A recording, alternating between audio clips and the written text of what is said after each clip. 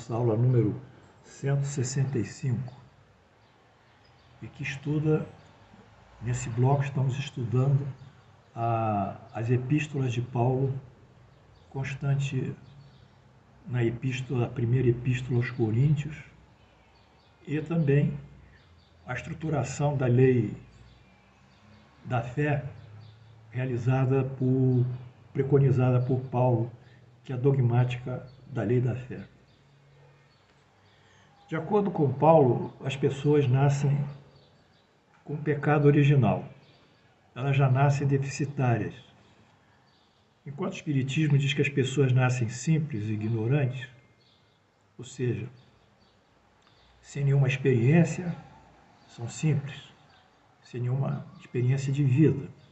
Ignorantes porque nada estudaram ainda. E o progresso dela vai ser justamente adquirir a experiência de vida e o conhecimento.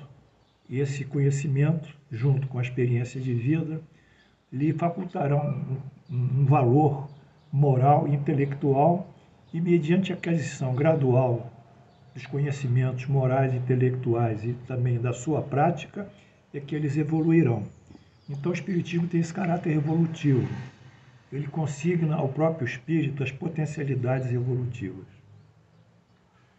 A dogmática paulina se fixa nesse déficit original, que é o pecado, e a promessa, então, de Paulo é que, mediante a lei da fé, a lei da adoração em Jesus, o indivíduo receberá a graça, receberá, então, condições salvacionistas, a sua redenção, e será, então, feliz, junto ao dividindo na justificação a convivência com Deus.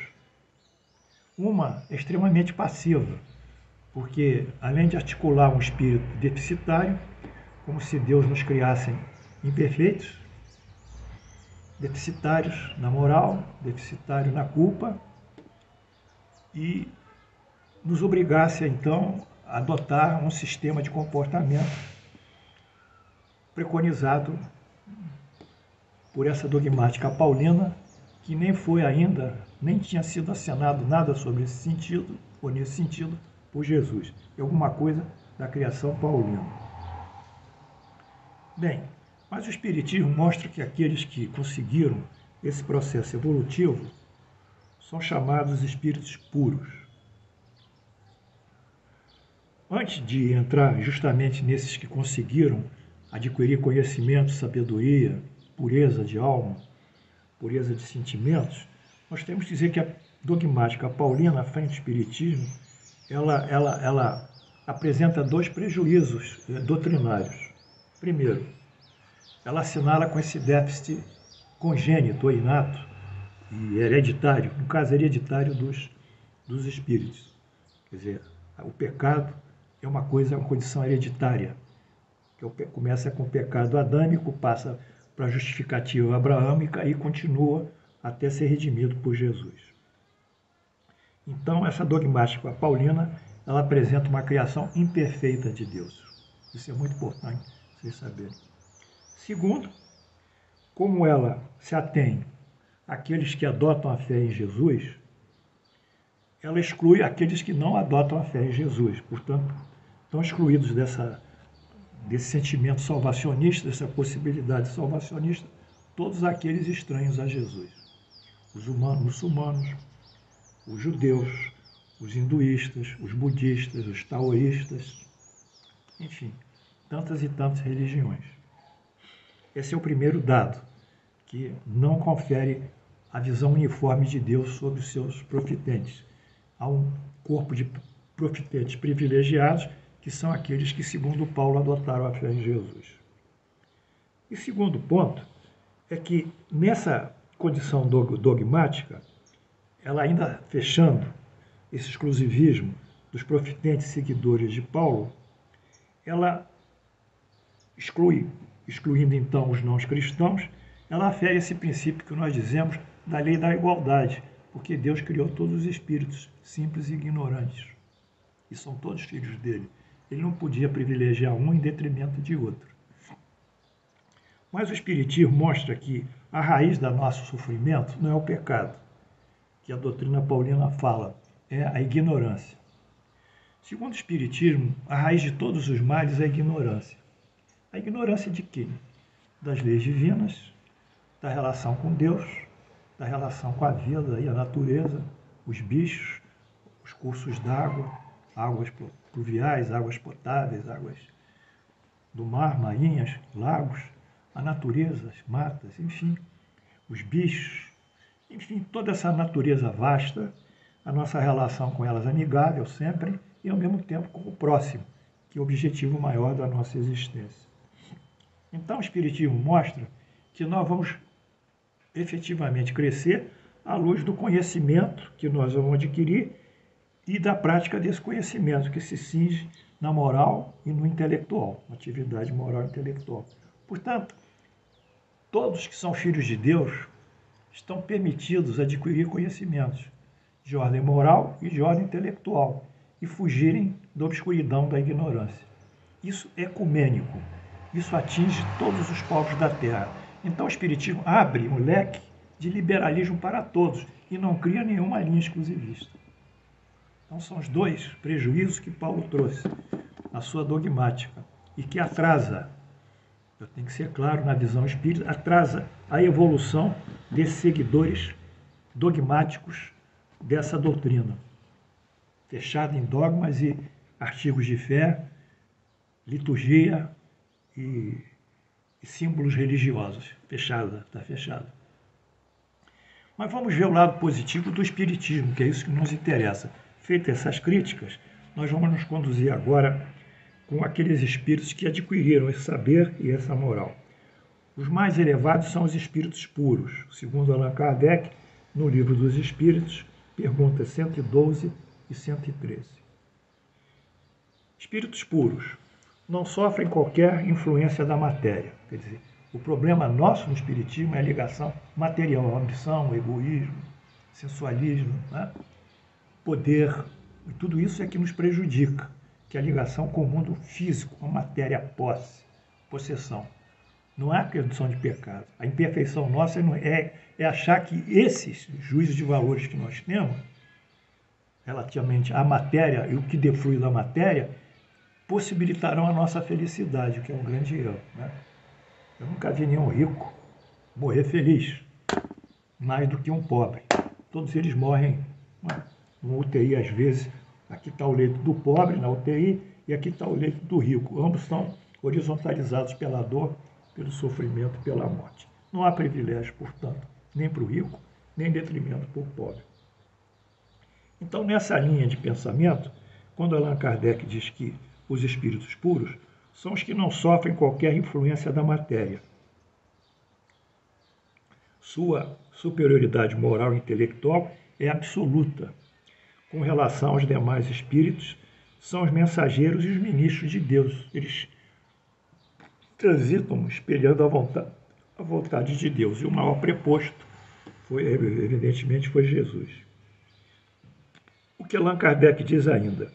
O que Deus exige para colocar no fim o sofrimento é o arrependimento, a expiação e a reparação. Vamos dar uma diferencial Allan Kardec. Em vez de falar Deus, vamos falar leis divinas.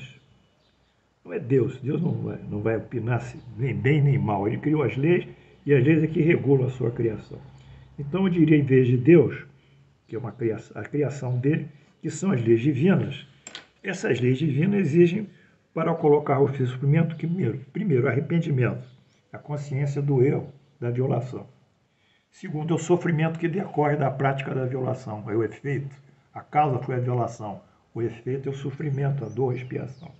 E terceiro, se essa atitude nossa gerou prejuízos a terceiros e deixaram eles numa situação qualquer de insolvência espiritual, moral, intelectual, material, nós temos que repor aquilo que nós tiramos dele, ou aquilo que nós prejudicamos dele. Portanto, é reparação. Muitas ligações familiares são reparatórias, no sentido também de espiar junto aos filhos que outrora foram prejudicados pelos pais e, ao mesmo tempo, pais repararem nessa nova encarnação o direito que a eles cabia, que os pais sequestraram. Em uma palavra, uma melhora séria, efetiva e um retorno sincero ao bem. Isso que é a base. diz Allan Kardec. As penas sendo temporárias e subordinadas ao arrependimento e à reparação, que dependem do livre vontade de homem, são ao mesmo tempo um castigo e um remédio, que devem ajudar a curar as feridas do mal. Eu não diria um castigo. Esse castigo também lembra a pena, lembra uma situação de sofrimento, lembra o castigo propriamente dito. Eu diria são um caminho de advertência. Eles estão advertidos pela dor que não deve continuar nesse caminho. É um sinal de alerta.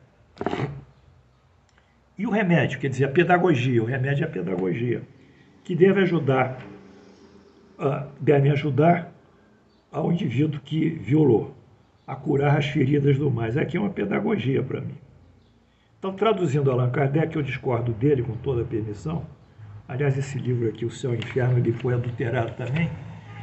Nós estamos fazendo uma revisão aí, os nossos grupos, amigos espíritos, estão fazendo uma revisão com a primeira edição, que foi original de fato.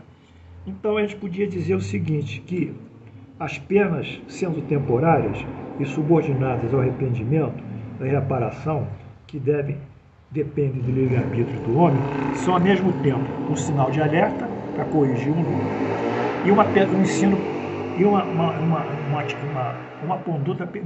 conduta pedagógica que deve ajudar o homem pelo ensino, pela experiência do erro, para refazer o erro, é uma pedagogia, errou, corrige, para ele crescer espiritual e intelectualmente.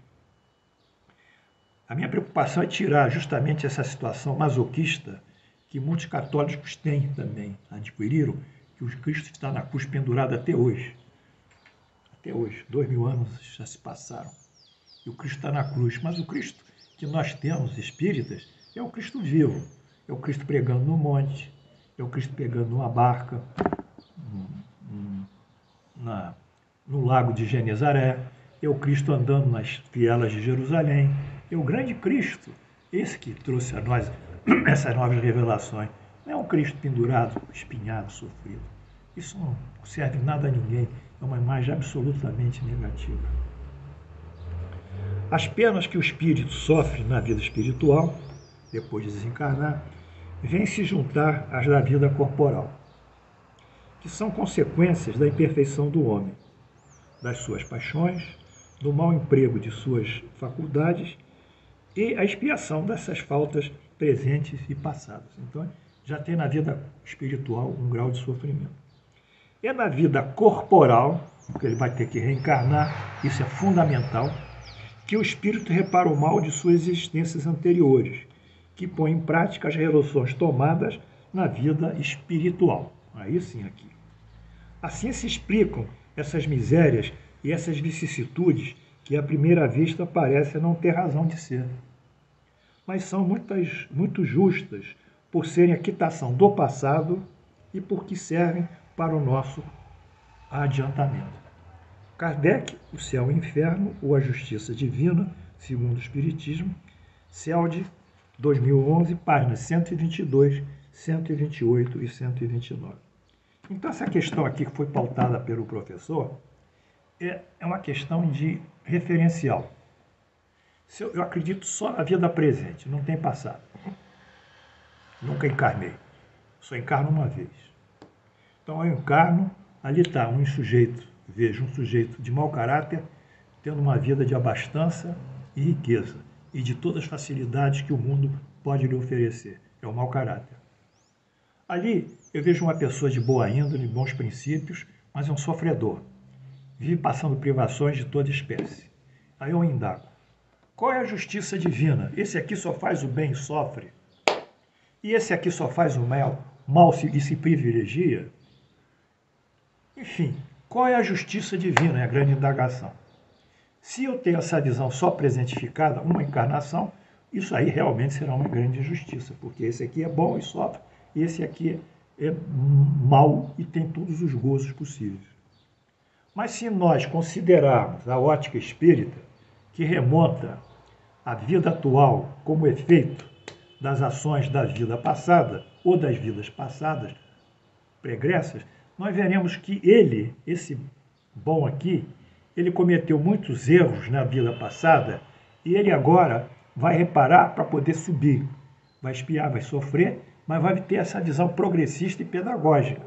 Veja como o Espiritismo e a justiça social vai se realizar, no sentido que numa outra encarnação ele não vai ter esse desequilíbrio entre o ser que ele é e as necessidades da vida que a sociedade lhe oferece. Por outro lado, esse aqui, que está se regalando nos banquetes, na sensualidade, numa vida de luxúria, esse aqui está sendo provado até que ponto ele pode resistir a essas tentações do mundo. Como ele fracassa, ele irá na outra vida a passar todas as privações para poder valorizar o que Deus colocou para ele, ou as leis divinas colocaram para ele. Portanto, será, como Allan Kardec diz no Evangelho segundo o Espiritismo, nenhuma ideologia, eu queria colocar isso a vocês, que pregam a justiça social, o equilíbrio social de todos serem iguais, como a ideologia comunista, como a ideologia socialista, ela atenderá a esses princípios de justiça divina, porque os homens são diferentes, diferentes nas suas necessidades, diferentes nos seus créditos junto a Deus e nos seus débitos. Então o Espiritismo coloca o problema social na natureza do homem. Quando o homem moralmente se evoluir e moralmente estiver mais intelectualizado estiver, mais leis ele criarão, refletindo esse progresso deles, moral e social e intelectual e outros cultural. Então a justiça se fará de dentro do homem para fora do homem. Do homem, que é o fator social, é um fenômeno social, porque ele vive na sociedade, ele tem ações na sociedade, por isso é um fenômeno social, as ações dele para fora. E lá fora as leis seriam modificadas, e lá fora, com a modificação das leis, os princípios, juízos de valor e equilíbrio, haverá um equilíbrio, não haverá tanta miserabilidade convivendo com tanta riqueza e abastança. Será uma coisa mais equilibrada. Mas agora, se eu quero de fora, através de uma ideologia que eu criei, como Paulo também criou aqui a dogmática da lei da fé, eu quero que as pessoas sigam isso, eu estarei em contradição com as próprias leis de Deus, que é a lei da liberdade, a lei da igualdade, da fraternidade, no sentido de promover tudo isso, e a lei do mérito, enfim, do merecimento, a lei do progresso e evolução. Então, nenhuma ideologia dessa, ela poderá ter sucesso, porque ela falha nos seus próprios princípios. Seus princípios não são execuíveis numa sociedade, enquanto os homens pessoalmente serão tão diferentes. E voltando aqui para o nosso ponto, portanto, essas misérias e vicissitudes que Allan Kardec falou serão explicáveis, né, pela reencarnação. Eu espero que vocês estejam entendendo essa aula, que tem muitos conceitos interessantes, né? Finalmente, eu fiz aqui um algoritmo, ou um esquema, para vocês entenderem tudo isso. E que muito me alegra.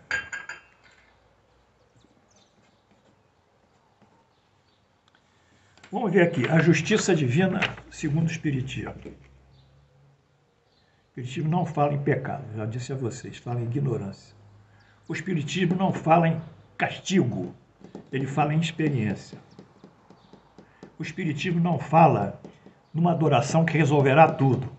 Ele fala no exercício do livre-arbítrio, da vontade e na conquista dos seus ideais. O Espiritismo coloca a responsabilidade sobre o espírito e não sobre terceiros, dos fatos que devem se evoluir. Então, vamos ver aqui. Nessa justiça divina, aqui tem a violação das leis divinas. Está aqui. O sujeito violou. Quando ele viola, ele cria uma ressonância sobre ele mesmo, uma repercussão sobre ele mesmo, que lhe gera um sentido de sofrimento, de provação, de expiação, e lhe obriga a reparar também o que ele fez de errado. Então, será através do arrependimento que ele vai reagir contra o sofrimento decorrente da violação, pela expiação e provação e pela repercussão, reparação. Como ele faz isso? Como ele atua? Arrependendo-se, espiando e provando e reparando. Ele atua pelo seu livre-arbítrio, que é a parte mais nobre junto com a inteligência do espírito e da moral. Então ele atua com o livre-arbítrio e interagindo com a lei da causa e efeito. Porque os efeitos que ele produziu em vidas, as causas da vida passada, ele está convivendo nessa vida com esses efeitos. Então ele tem o livre-arbítrio de desejar o melhor, mas ele tem que se deparar com uma realidade que às vezes é hostil e frustradora a ele. Essa realidade são os efeitos da vida passada. Então ele tem que interagir, tem que superar isso. É igual um aluno que tem que superar uma prova. Ele quer superar, mas será que ele tem conhecimento suficiente para alcançar aquela nota? É a dúvida. Então, nesse momento, ao interagir o exercício do livre-arbítrio e da lei da causa e efeito, ele cria uma terceira opção, que é justamente o que a vida ensina para ele. A frustração ensina para ele, o erro ensina para ele, o acerto ensina para ele. Eu poderia afigurar isso dentro de uma concepção, vocês me perdoam, um pouco intelectualizado. Não vou me expender, não vou avançar não, que é um pouco pesado. Bom, dentro de tudo isso, ele terá então as experiências de vida, que nada mais são que experiências pedagógicas, não são castigos, seja de qualquer espécie, adquirirá conhecimento, exercerá sua vontade e, a partir disso, ele poderá subir na medida que ele se compatibilizar gradualmente cada vez mais às leis divinas e à vontade proposta por Deus que regula seu próprio destino. Aí ele alcançará o progresso moral pelo seu próprio merecimento, pelo seu próprio valor individual e não colocando a mão no busto e pedindo que haja um milagre que reformule a sua vida. Porque esse caminho não é o caminho que resolve os problemas. Ele pode mitigar no momento, mas esses problemas repercutirão novamente. A semelhança de um princípio da física, da termodinâmica, e diz que energia não se cria, energia não se extingue. A energia se transforma. É a lei da termodinâmica. Esqueci o nome do autor. Então, esse princípio de conservação da energia, que é da termodinâmica, é o princípio da conservação dos nossos efeitos. Não adianta a gente conseguir um curto-circuito, ou um atalho, ou uma entrega qualquer, inibindo temporariamente isso. Porque pela lei da energia, pela lei soberana da causa e efeito, isso repercutirá mais tarde. Ele está produzindo um atraso nele, em vez de um adiantamento, excluindo o raciocínio, a lógica e o seu livre-arbítrio. Portanto, a gente pode concluir o seguinte: quando ele chegar a esse valor, ele terá uma vida feliz. Portanto, a síntese é a seguinte: as penas, provações e expiações são recursos pedagógicos, tá? Estamos na escola. Aplicados pela justiça divina, Não há castigos perante a justiça divina, e nem nós nascemos deficitários, com culpa, perante a justiça divina, com problemas de déficit espiritual. Nós nascemos simples e ignorantes. E a partir dessa simplicidade e dessa ignorância, nós vamos construir um novo homem. Um novo homem que vai, mais tarde, se assemelhar a Deus, nunca ser igual a Deus. Então era isso que nós queríamos colocar para vocês. Eu estou muito feliz com a aula de hoje. Espero que vocês tenham assimilado. Nós não estamos contra nenhuma religião. Cada um vai seguir o seu dogma, a sua religião, pode seguir. Mas essa é a posição defendida pelo Espiritismo. E como eu sou um sujeito fanatizado, no sentido assim, eu tenho uma paixão pelo Espiritismo como razão e lógica, como inteligência soberana, como um desdobrar de um pensamento altamente progressista, eu tenho que ficar aqui, porque aqui é a minha praia. Portanto, que Deus nos abençoe. Eu espero que vocês tenham aprendido. Qualquer coisa, voltem no vídeo e vejam ele outra vez. Até amanhã, que a paz do Senhor e a paz de Jesus estejam conosco. Amém.